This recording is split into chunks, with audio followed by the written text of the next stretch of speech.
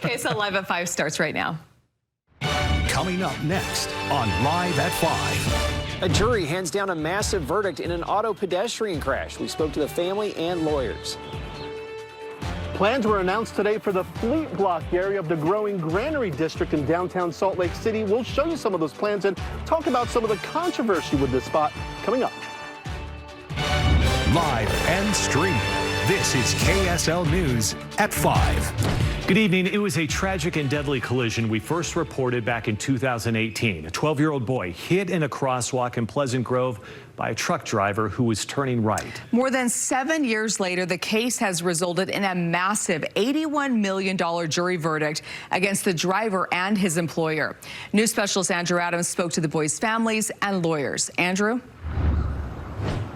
Now, the lawyers believe that's a record amount for a jury trial verdict in the state of Utah, but both the attorneys and the family say this was about more than just the money.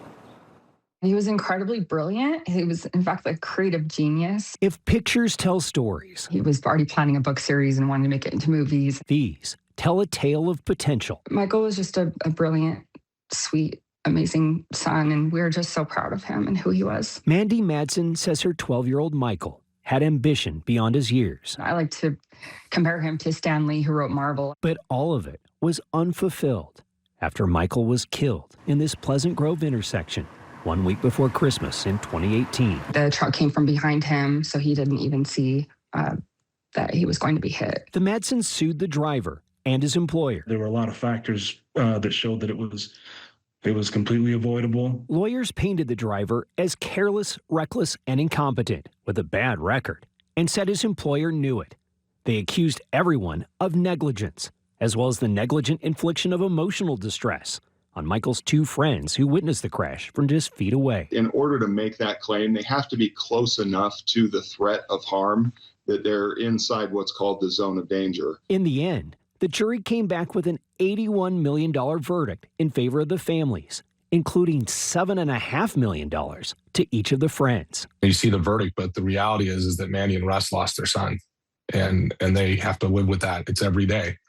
And the jury valued that in a manner that was righteous. Nothing will ever replace the value of Michael to his parents, His art would light up the room. but they say the verdict has helped with the healing. Losing your faith in people and in justice, that in a big way, at least for me, was restored, and that helped me out quite a bit. Well, attorneys say there is an agreement in place, so there will not be an appeal to the ruling. They say this is ultimately about corporate accountability, and they hope this ultimately impacts how many companies do business in the future. Back to you. Andrew Adams live for us. Andrew, thank you. Corey Richens will be... Call 911 immediately. New jury verdict is helping a Utah family heal from an unimaginable loss. In 2018, their 12-year-old son was killed in a Pleasant Grove crosswalk by a truck driver turning right. Michael Madsen's parents sued the driver and his employer. Lawyers accused both of negligence and said they also caused emotional distress to Michael's two friends who witnessed the crash from just feet away. In the end, the jury came back with an $81 million verdict in favor of the families. Losing your faith in people and in justice, that in a big way, at least for me, was restored, and that helped me out quite a bit.